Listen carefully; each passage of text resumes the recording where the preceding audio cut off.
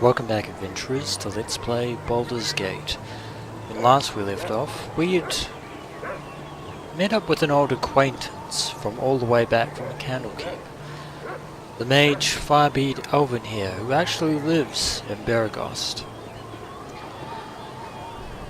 Now that we've met up with him again, there is plenty more to do in the town of Beregost before we head down to Nashkel.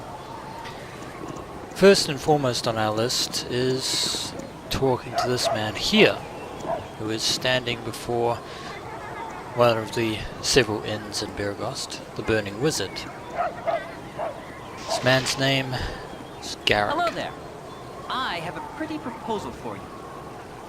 Hail, adventurers. I have a proposal for you. I have heard that you're an excellent group of warriors. How would you like a well-paying job as bodyguards for my mistress? Well, we're always on the lookout for money. Tell us more. I'm Garrick, and I work for Silke Rosena. She's the most skilled musician and actor along the Sword Coast. In fact, she's to play at the Ducal Palace before the month's done. But, she's been having some problems of late. Some thugs have been hired by Feldpost to hurt her bad, because she didn't perform at his inn when she was supposed to. You can't blame her for not showing up, what with a villain like Feldpost running the place. She needs mercenaries to protect her until she's ready to go to Baldur's Gate. She's willing to pay about 300 gold pieces. What do you say? 300 gold actually is pretty reasonable. Why don't you show us to this mistress of yours? I think you've made a good decision. Now just meet me outside of the Red Chief Inn. And we go there automatically, just in case. Though Garrick is leading us all the way over to Silke. And unfortunately it's still raining.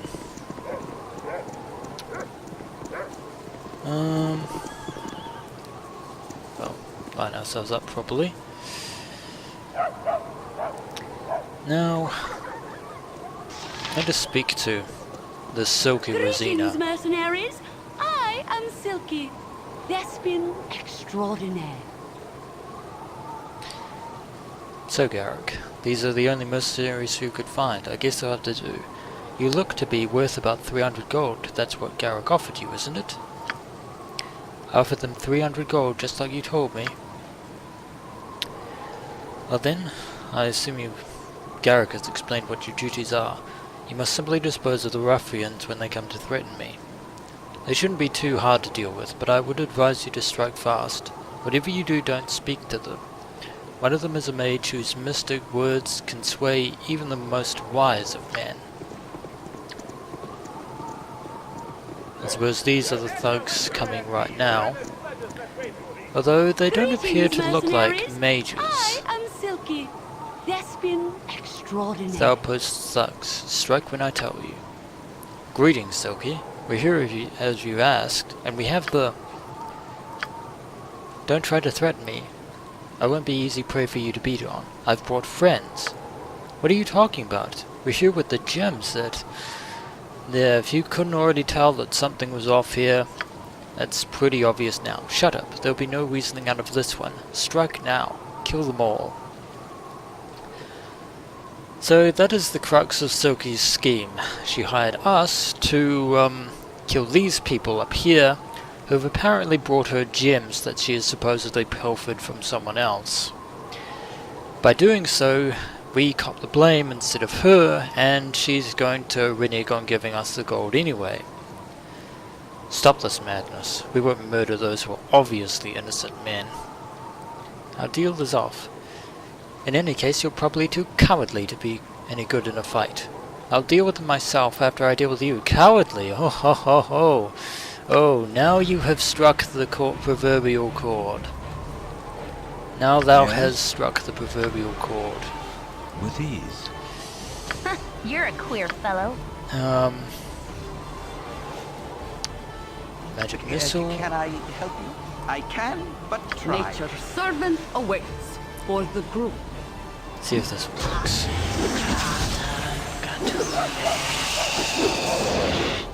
I stand. I'm gonna try something a little different here. What you want? Ready another magic missile, just in case. Ow! It didn't work. Oh well. With ease. Another plan of attack. There we go.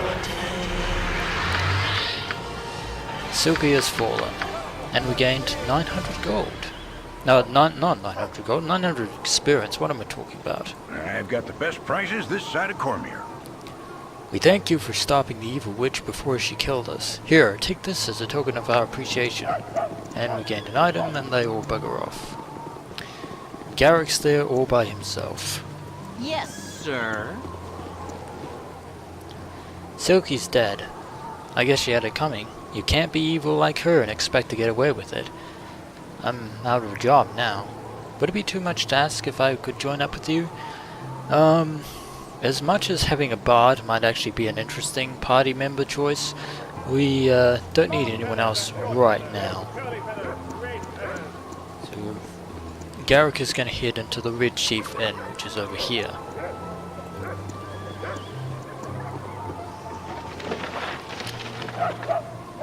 $400 gold, potion, and quarterstaff.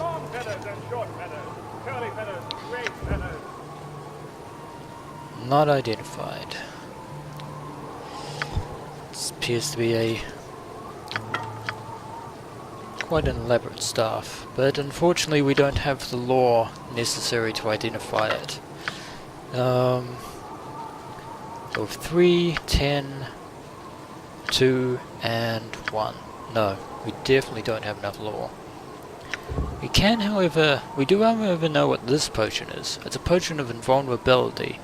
This potion confers very high resistance to all attacks, while giving bonuses to all saving throws. The effects of the elixir last for 5 turns, but it can only be used by warriors. So basically fighters, paladins, and rangers. Armor class is 0, saving throws of bonus 5. And the item that those 3 gave us is a potion of defense. Similar to that of invulnerability in that it reduces armor class to 0, and this lasts for 10 turns. That could come in fairly handy. Yes? We have no need to go into the Red Chief for the moment, so I think our next destination will have to be Tayrom's Thunderhammer's smithy, the blacksmith. See what items he has in store for us. That's not the right place. I believe his shop is over here. Thunderhammer Smithy. There we go. Tayrom is actually probably one of the best people you can purchase items It will from. be done. Speak up! Hello, friend. What can I do for you this day? No need to trouble yourself. I'm just browsing. I've heard much about it. Oh, it's no trouble at all. You can expect nothing but the best in service from the Thunderhammer Smithy. Best armors in the land. If you need some help, don't hesitate to speak to Tayrum himself. Tayrum is over here, and he's actually a fairly formidable fighter in his own right. Tayrum Furum. Kiss me, Black. What you wish done? Hello there. Is there anything I can do for you on this fair day? What do you have for sale? Sell the Andar gem. Could have had a look at that, but why not? And we can identify this quarterstaff, which is a quarterstaff plus 1, which we'll keep handy just in case. Jahira could use it, although she has a shield equipped at the moment, so I'll get rid of the Jahira's leather armor because she doesn't need that anymore.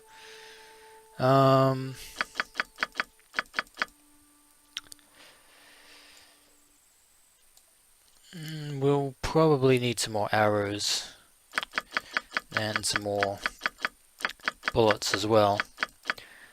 Yeah,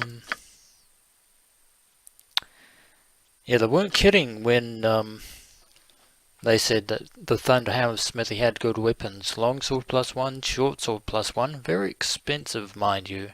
Quite a lot of gold. Arrows +1. Not too shabby. Again, they quite expensive. 142 gold pieces, and they only come in quivers of 10. So that comes to 284 gold pieces for 20 arrows. Now these are interesting. Arrows of ice, arrows of biting, arrows +2. We'll just get regular missiles for now. At some point we will actually have... There are ways to get enough gold to get some of these.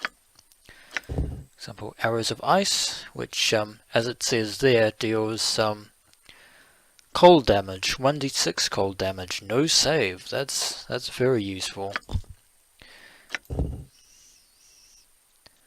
Arrows of biting. These are very good for getting rid of certain enemies, certain monsters or enemies.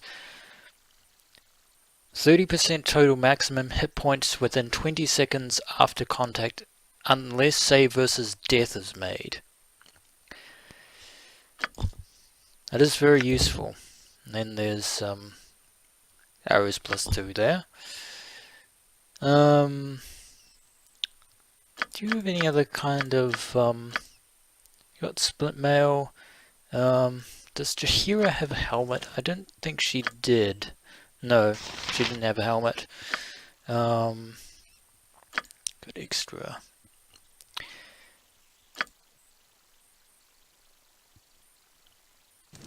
Maybe get some more arrows I just can in make case. whatever you wish for a wee little bit more than me competition. I'm sure you could. And it's probably worth the cost if I do say so myself. Where was I? Yes, getting more arrows. One for myself, one for Jaheira, for Khalid. Oh, one for Emmerwin and one for Khalid. Just in case. And a helmet for Jaheira. So, quite useful. Leather armor, studded leather armor, +1. Plate mail armor. I want to get this for both Khalid and Jaheira at some point because it is quite good for them. Medium shield +1. Small shields. Full plate mail is probably the one that I really want to go for. The best armor a warrior can buy, both in appearance and protection. The perfectly fitted interlocking plates are specially angled to deflect arrows and blows, and the entire suit is carefully adorned with rich engraving and embossed detail. As you can see there, armor class 1. Jaheira can't use it, well, if she was a mere druid, then she couldn't wear this, but since she's a multi-class, she can actually wear it because she's a fighter. That allows her to wear it. But then there's this. Shadow armor. Shadow armor is studded leather armor created for use by the Shadow Masters of Arm. The Shadow Masters are of the highest order within the Shadow Thief hierarchy. It is +3 studded leather armor that melds into shadows. Armor class 4 +15 to hide in shadows, and a weight of 8. Only usable by thieves. Now you can see why I chose the Thief class at the beginning of this adventure. Shadow armor. I love this armor. I really do. It is quite expensive, nearly 1,500 gold pieces, but trust me, it is worth it. Light crossbow speed. Also very good. A short-lived outpost of humans in the frozen forest unearthed this weapon, and many others from the ruins of an ancient settlement deep within that cold land. Never knowing the names of their extinct benefactors, the colonists used these tools to carve a large territory for themselves, though in the end it was all for naught. Crushed by a superior number of hobgoblins, these unfortunate souls have joined their ancients in their anonymity. +1 to damage and Thaco, an extra attack per round. And again, interestingly, not usable by thieves, yet you can clearly see that I can use it somehow. I don't know if this is a glitch or a bug or a design flaw or something that missed through the cracks. The last special item that he has here in the Thunderhammer Smithy is the Dagger Venom, a potent blade favoured by assassins all across the realms. This particular dagger of venom was created for use by the Shadow Thieves of Arm. Every time it hits an opponent, it secretes a venom into the bloodstream of the creature. The venom works quickly and efficiently.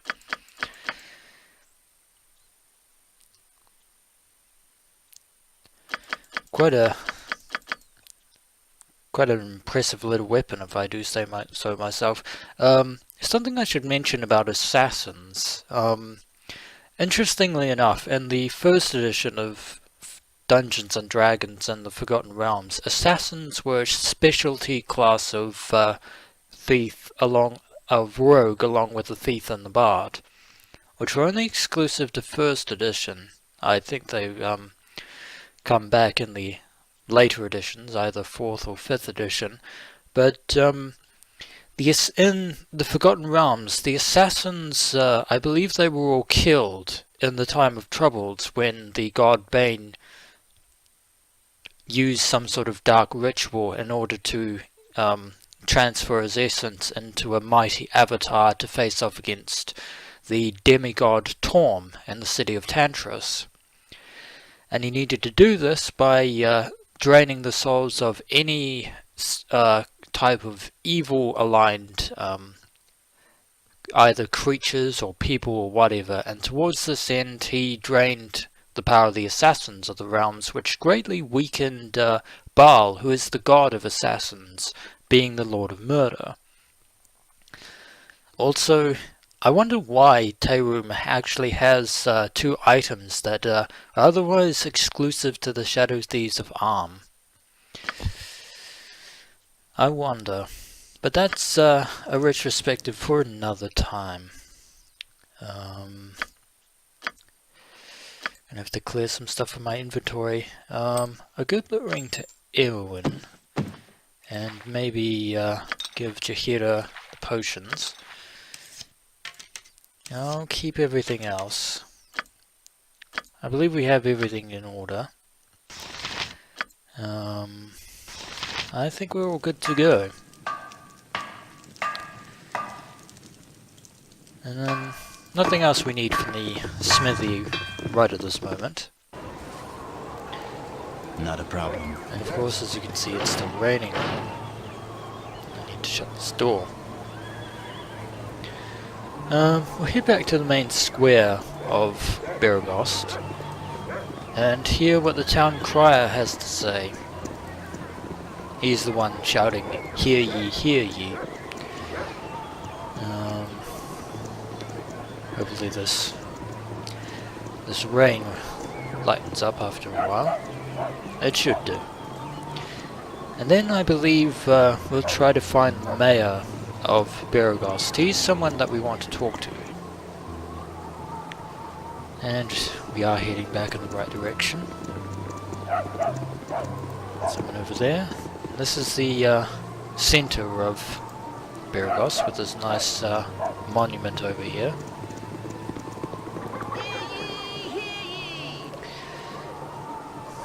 Here he is, the town crier. Hear ye, hear ye. By order of his most radiant of Lavender, Keldath Ormlir, governor of Beregost, and in the best interests of its peoples, forthwith there will be a bounty placed upon the head of the mad cleric Basilis, for for the crimes against nature that he has committed. Anyone bringing proof of his demise to the Song of the Morning Temple shall receive no less than 5,000 gold. Hear ye, hear ye. That was very impressive indeed.